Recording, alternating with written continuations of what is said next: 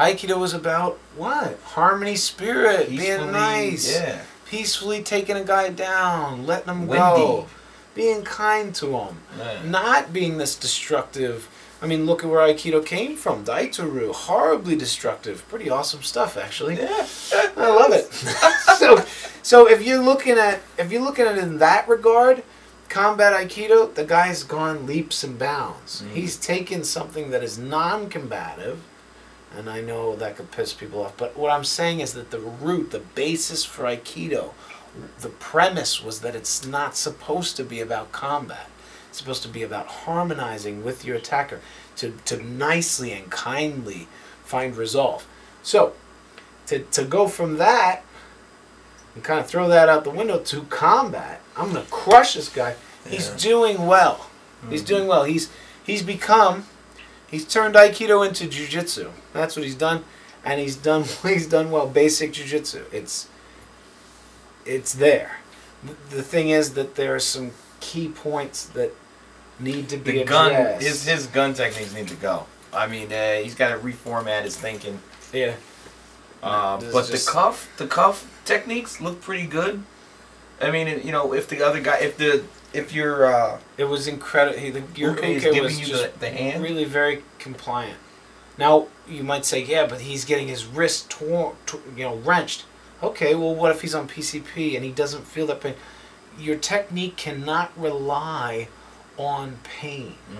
It's got to rely on the skeletal structure. Now, some of the technique did rely on the skeletal structure, because we did see that, we did witness that. But there were other techniques where the guy's just complying because he's in pain. Right. He's complying. And pain compliance is a wonderful thing, but what I tell my students all the time is you don't go banking for the lollipop. I don't think I've ever heard that one. No?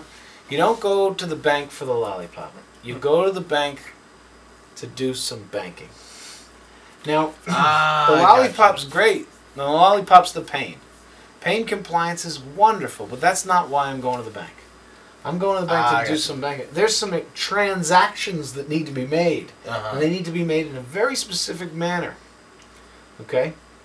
So when we're doing transactions, when we're banking, if I get pain, awesome. Wow, that's great. But that's not why I'm here. Right. You know, that's just a... Well, lollipop's really sweet. I like lollipops. But that's not why I'm here. Whether you're in pain or not, I'm taking you apart. I'm taking you down. If you're in pain, awesome. You know, pain is a wonderful motivator.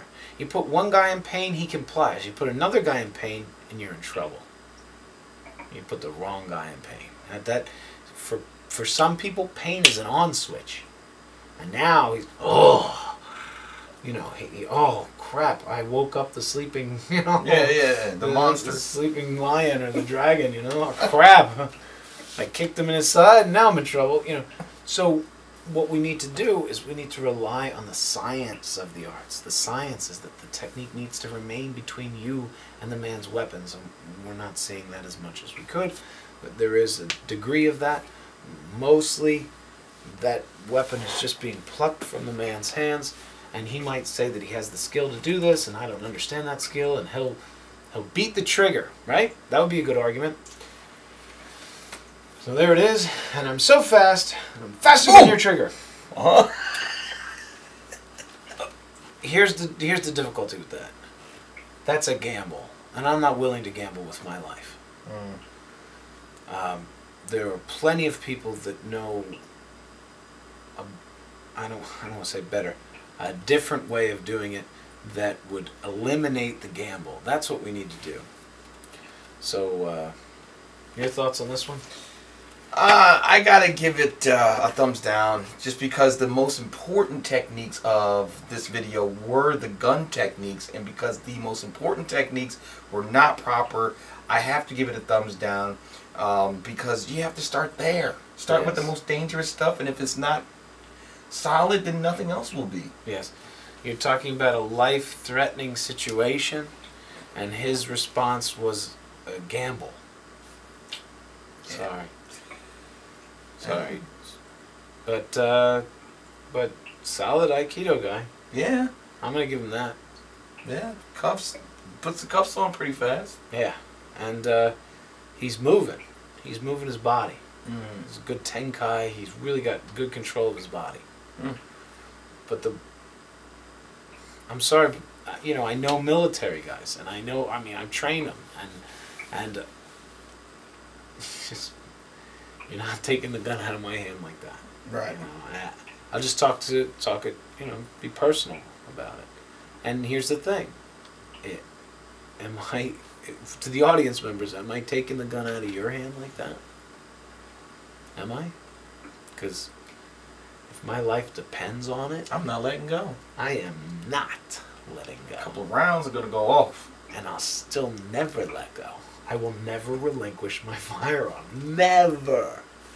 Okay? You got to put multiple rounds in me before I think about letting go. And I'm not going to let go. You know, it's not going to happen. So, I think your martial art needs to start there. When we teach firearms, and this isn't a teaching section, but when we teach firearms, the first premise is that they're never going to let go. Because we're dealing with Superman, as you say. Yes.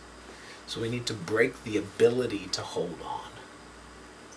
If you destroy, this is the science part, if you destroy their capability of holding by breaking these metacarpals, if you destroy their capability of gripping, by breaking their fingers, breaking their forearm, so they have no control over their hands, yes, now you can disarm. You know, in the dojo, when we do disarms, we are literally doing disarms. We are destroying the arms. Not just the weapons, but the... Cool. Right. I got the goes Technique of the week. We're close, and he comes in, boom, like this. What we're going to do... That's okay. Well, you know, he's got a gun or something. What we're going to do is we're going to do... Oh, God, like this, no! Like this. Try and get away. And the plan is, if we can get out of his sight, it's going to be human nature to duck down. To see me, okay? So here, what we want to do is... Oh, God, no, like this, no. That's what we want.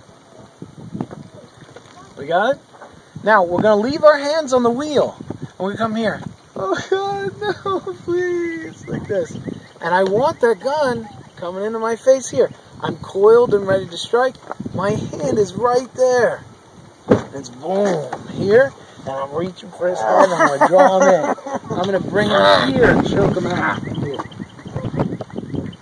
If it's a gun, it's pressed behind my back. I'm pushing the barrel that way. It's going to get hot. It's going to burn me when he pulls the trigger. What we can do so that he doesn't pull the trigger, right, is we can choke him out, right? But more than that, we're going to turn his head like this and attempt to snap his neck. Okay, using the car to do it, right? If we can snap his neck, then hopefully he won't be pulling the trigger. Here's the other thing that we can do. We can turn our scapula to here, okay? When it's here, then the gun's not touching my back. I can reach in and grip his flesh. Here. I can grip the top of his jaw and drop my elbow here. You see that? That is a brutal, brutal break. Let's watch it again. Boom. Okay. Where's the second direction on that? Down. Oh. Then. Alright. Mike, control your kids. Damn it. I'm gonna beat you. All on video. Is that on tape? Child Protective Services. So we're here, right? Oh gosh. Oh God, no, please. It's like this. So that we get that. That's what we want. Oh, there. Right here. Twist here. Grip the jaw. Drop here. That's what I want. Drop here. Now my body's going to do it. Down. You see? Now, if I want a little extra support, added support, this hand comes in here, braces here, I drop and I break his neck. Right.